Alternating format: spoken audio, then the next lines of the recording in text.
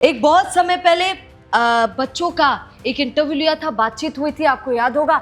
उसमें एक बहुत खूबसूरत बात किसी बच्चे ने बोली थी। उसने कहा था कि हमें स्कूलों से, सरकार से दान नहीं ज्ञान चाहिए, शिक्षा चाहिए, भिक्षा नहीं चाहिए। पर मिड डे मील में एक तो आप दे रहे हैं, चलिए कोई बात नहीं, कई बच्चों को नहीं मिल पाता है, आप वो दे रहे हैं, पर स्थिति कैसी है आप ये जानते हैं। राजस्थान में कोटा के अंदर क्या हुआ, 27 बच्चों की तबीयत खराब हो गई, उनके पेट में दर्द हो गया, उल्टी आ गई, बड़ी प्रॉब्लम खड़ी हो गई। और क्यों खड़ी हो गई? मिड डे मील की वजह से। खाने में ऐसी क्या प्रॉब्लम थी जिसकी वजह से कोटा के अंदर, नाम क्या है, कोटा में पूनिया देवरिया गांव है, उसके अंदर 27 बच्चों की अचानक तबीयत खराब हुई, उनको हॉस्पिटल में भर्ती कराना पड़ा।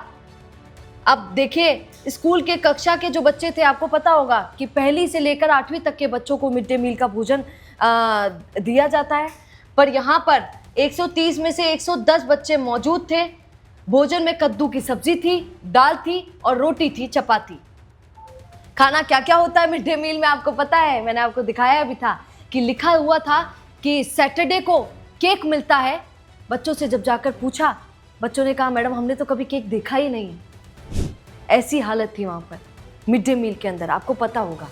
या और सुनिए, ये मिड डे मील शहर का तो फिर भी अच्छा है, ये जयपुर के अंदर हमारी राजधानी में, क्योंकि राजधानी में चेक करने वाले कोई भी चले जाते हैं, सारे राजस्थान में रहते हैं, मतलब जयपुर में रहते हैं, तो ये भी कभी पहुंच जाते हैं, तो सरकार को थोड़ा सा भय रहता है, डर रहता है। लेकिन गांव के अंदर कोई रिपोर्टर नहीं पहुंच पाता, कोई दिखा नहीं पाता कि हकीकत क्या है। वहां पर हकीकत देखी थी, पानी की दाल है और रोटी सूखी हुई। रोटी कैसी आती है बिना घी की, ये भी मैंने आपको दिखाया था। चावल कैसे थे, ये भी आपको दिखाए थे।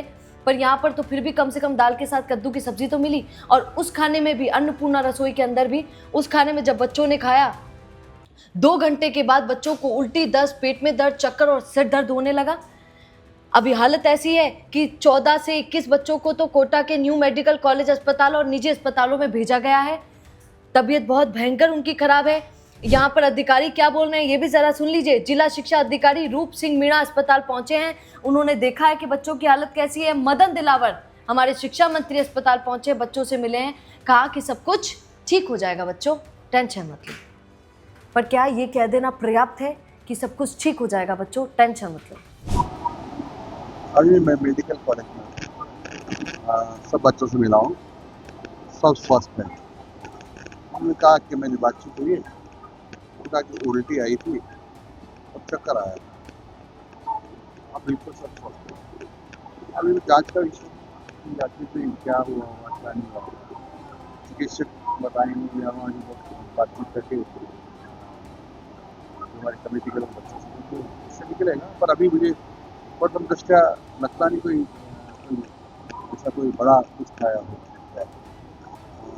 सामान्य कोई सब मुझे कुछ हो जाए तो अलग बात है, हमको ऐसा कोई बड़ा कारण लगता नहीं। हमने स्कूल में कद्दू की सब्जी खाई, फिर है ना हम कक्षा में गई, जो उल्टे होने लगी, फिर है ना मैंने बोला कि टॉयलेट में बैठ जाओ, फिर है ना रानपुर चलेंगे ऐसे बोला था। और फिर हमको है ना मेडिकल में लेके, मेडिकल में से वापस सीधे लेके, सुबह है ना स्कूल में सब्जी आई थी कद्दू की, वो खाए हुए ना जब से ही तो चक्कर आने लग गए और माथा दुखने लग गया और तबीयत खराब हो गई।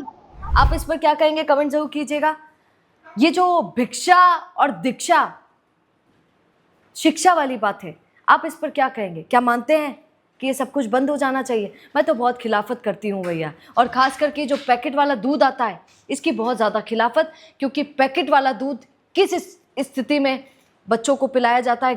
घर बार वाले माता पिता मना कर देते हैं कि अपने बेटे को पैकेट वाला दूध नहीं पिलाऊंगी। आप इस पर क्या कहेंगे, कमेंट जो कीजिएगा। बने रहिए द फैक्ट इंडिया के साथ। नमस्कार। सुनो सुनो सुनो भैया, विधायक को तो जानते होंगे, सांसद को तो जानते होंगे, मंत्री संतरी, मुख्यमंत्री, लेकिन अब समय आ गया है पार्षद की बात करने का। अब समय आ गया है मेयर, चेयरमैन की बात करने का। द फैक्ट इंडिया आप लोगों के लिए एक शो लेकर आ रहा है, वार्ड की सरकार, जिसमें हम वार्ड पर चर्चा करेंगे और वार्ड का जो उम्मीदवार है उससे पॉडकास्ट करेंगे, उससे बातचीत में आपको बताएंगे कि उसका विजन क्या है, वो जीतने लायक है कि नहीं है। तो आप भी अगर उम्मीदवारी के लिए खड़े हो रहे हैं और अपनी बात रखना चाहते हैं, अपना विजन बताना चाहते हैं, तो द फैक्ट इंडिया पर आपको इनवाइट किया जाता है इंटरव्यू के लिए।